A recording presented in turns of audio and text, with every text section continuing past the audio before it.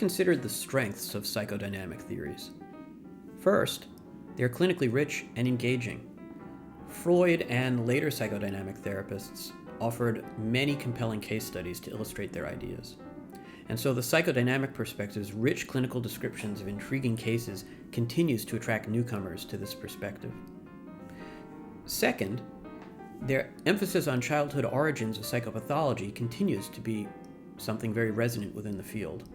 We often take the importance of early life events for granted these days, in large part due to Freud's influence. While some people question whether early experiences are as important as psychodynamic theorists claim, this emphasis on childhood remains central to many theories of abnormality and many psychological interventions. Third, attention to irrational and unconscious aspects of human functioning.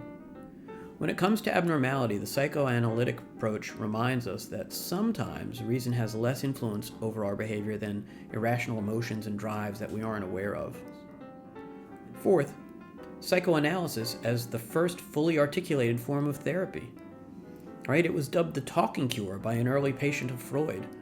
Psychoanalysis legitimized the idea that discussing your personal problems with a trained professional can be helpful. Psychodynamic theories also come in for a lot of criticism. On what grounds are they criticized?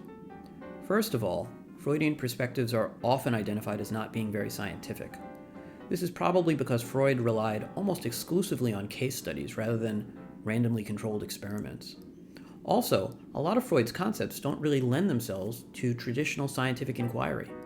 Remember that in scientific psychology, we have to have concepts that can be readily observed.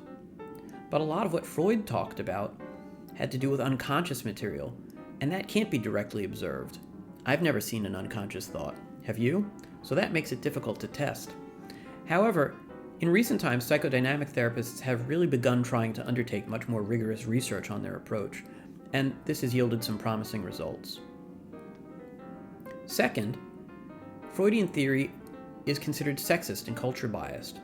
Freud's views on female psychology have been widely criticized.